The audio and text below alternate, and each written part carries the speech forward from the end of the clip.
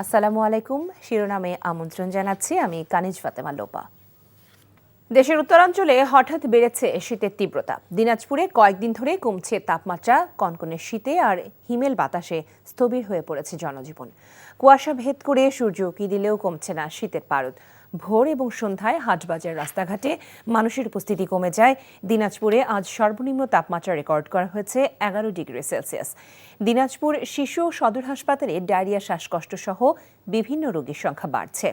তাপমাত্রা আরও কমবে বলে আবহাওয়া অফিস জানিয়েছে। পঞ্চগড়ে কমছে তাপমাত্রা, হাড় কাঁপানো শীতে জুবুথুবু সাধারণ মানুষ।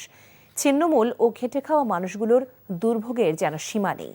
শীতে কাঁপছে কুড়িগ্রাম, নওগাঁ, সিরাজগঞ্জ, নাটোর, গাইবান্ধা সহ উত্তরের বেশিরভাগ জেলা। আজ থেকে শুরু হচ্ছে ঢাকা আন্তর্জাতিক বাণিজ্য মেলা 2025। পূর্বাঞ্চলের বাংলাদেশ চায়না ফ্রেন্ডশিপ এক্সিবিশন সেন্টারে কিছুক্ষণের মধ্যেই মেলার উদ্বোধন করবেন প্রধান উপদেষ্টা ডক্টর মোহাম্মদ ইউনূস। বিভিন্ন পণ্য ও সেবা নিয়ে মেলায় অংশ নিচ্ছে বাংলাদেশ ছাড়া আরও 7টি দেশের মোট 11টি প্রতিষ্ঠান। মেলায় ক্রেতা দর্শনার্থীদের যাতায়াতের সুবিধার্থে বিআরটিসির ডেডিকেটেড বাস সার্ভিসের ব্যবস্থা থাকছে। মাসব্যাপী বাণিজ্য মেলা প্রতিদিন সকাল 10টা হতে রাত 9টা পর্যন্ত চলবে, তবে সাপ্তাহিক ছুটির দিন মেলা চলবে রাত 10টা পর্যন্ত। বাণিজ্য মন্ত্রণালয় ও রফতানি উন্নয়ন ব্যুরো যৌথভাবে এই মেলার আয়োজন করছে। রাজশাহী থেকে অপহৃত এক নারী চিকিৎসককে পাবনা থেকে উদ্ধার করেছে র্যাব। এই ঘটনায় জড়িত সন্দেহে 3 জনকে আটক করা হয়েছে।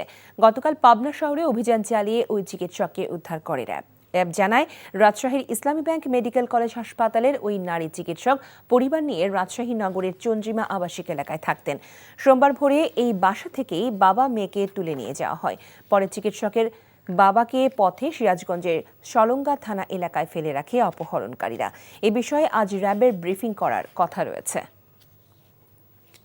শিরোনাম এটুকুই। এই খবরের ভিডিও সহ আপডেট জানতে ভিজিট করুন এনটিভি অনলাইন www.ntvbd.com। এছাড়াও এনটিভির জনপ্রিয় সব অনুষ্ঠান ও খবরের আপডেট জানতে ভিজিট করুন আমাদের ইউটিউব ও ভেরিফাইড ফেসবুক পেজ। 12টার মধ্যাহ্নের খবর দেখার আমন্ত্রণ রইল। সবাইকে ধন্যবাদ।